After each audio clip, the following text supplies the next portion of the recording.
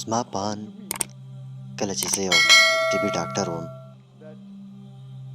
زموږ په طبي کالج کې دوی به ویل کله چې تاسو د یو چا نه پوښتنه وکوئ چې تاسو په لاس ځان ارضا کوئ، نو 99% خلک به ووایي چې هو، او پاتې 1% خلک دروغ وایي. دا د محصلینو خپله ټوکه وه، دا حقیقت نه لري. خو د څېړنو له مخې په سړیانو کې 95% سړیان په لاس ځان ارضا کوي، خو د زنانو په منځ کې تقریبا 80% زنانه دا کار کوي. زه دا نه وایم چې په لاس ځان ارضا کول ښه خبره ده، خو اوس وخت کې دا ډېر عام کار دی. خو دلته یو افسانه او مختلف نظریات شتون لري. ځینې وایي د اسلام له نظره حرام دی، ځینې وایي د سترګو د وړندېدو سبب کیږي، او ځینې وایي چې عصبي مشکلات منځته راوړي. خو دا ټولې خبرې افسانې دي، حقیقت نه لري. په لاس ځان ارضا کول نه سترګې وړندوي او نه هم رواني ستونزې منځته راوړي. خو که څوک له حد نه زیات دا کار وکړي، نو هغه ته به ډېر مشکلات پیدا شي. حتی طب موږ ته وایي که څوک له خپلې مېرمنې سره ډېر کوروالی وکړي، نو هغه ته هم ستونزې پیدا کېدای شي. په هر کار کې له حد نه تېرېدل کولی شي انسان ته ستونزې پیدا کړي، خو په نارمل اندازې سره ځان ارضا کول کومه ستونزه نه لري. که څوک په هغه ډول چې طب وایي دا کار وکړي نارمل ده، که څوک یې بیخي نه کړي بیا هم نارمل ده، خو ډېری خلک دا کار کوي. زه دا نه وایم چې دا عادي خبره ده، زه دا وایم چې ډېر خلک دا کار کوي. د علماو د نظریاتو پر اساس زه د دوی د دوهمې ډلې سره همغږی یم.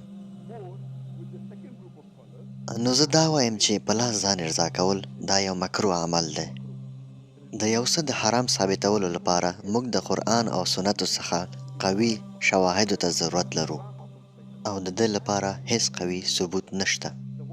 کوم آیتونه چې په قرآن کې دي، زه د هغوی په اړه له دوهمې ډلې علماو سره همغږی یم، لکه امام احمد او ابن عباس.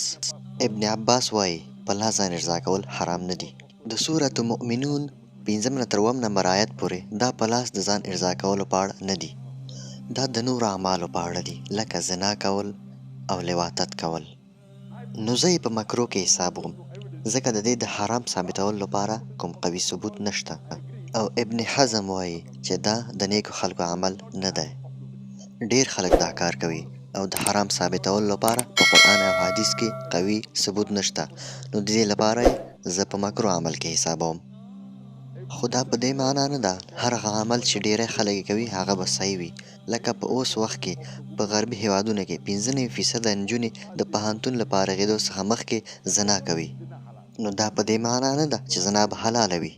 الله پاک د سورې اسراء په 32 نمبر آیت کې فرمایي چې زنا ته مه نږدې کېږئ، نو زنا حرامه ده. دا چې ډېر خلک یو عمل ترسره کوي، نو هغه په حلال کې نشو حسابوی. د یو عمل د حرام ثابتولو لپاره په قرآن او حدیث کې که ثبوت نه وي، نو هغه په مباح کې حسابېږي. خو دا عمل زه ځکه مکروه کې حسابوم چې دا د نیکو خلکو کار نه دی، او بل ډېر زیات په لاس ځان ارضا کول حرام دي، ځکه چې ډېرې ستونزې پیدا کوي او د صحت لپاره مضر دی، او د رواني ستونزو سبب کېدای شي. او اکثره وخت دا کار د یو بل حرام عمل سره یو ځای ترسره کېږي. اکثره وخت د جنسي شیانو په لیدو سره خلک دا کار کوي، لکه لوس فلمونه کتل، یا هم لوس تصویرونه کتل، او یا هم هغه څه کتل چې هغه د شهوت د تحریکېدو سبب کېږي. نو دلته په لاس ځان ارضا کول له بل حرام عمل سره یو ځای ترسره کېږي، نو دا هم حرام حسابېږي. نو څوک چې لوس فلمونه ګوري او ځان ارضا کوي، نو دا حرام ده. نو د همدې لپاره زه غواړم ووایم چې لږ تر لږه باید مخنیوی وشي، او بهتره کار همدا ده چې مخنیوی وشي.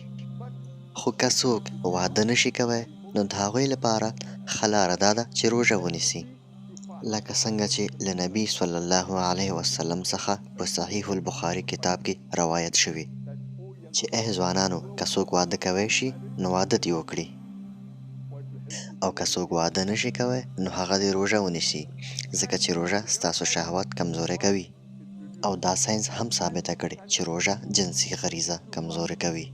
نو ښه لاره یې روژه نیول دي. خو موږ نشو کولی چې هر وخت روژه ونیسو، ځکه چې دا د انسان د جنسي کچې پورې اړه لري. خو ښه لار او غوره عمل چې ده هغه روژه نیول دي.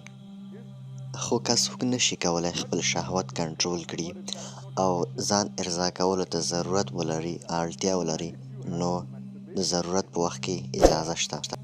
دا په ګناه کې نه راځي، ځکه چې قرآن او په حدیث کې داسې کوم شواهد نشته.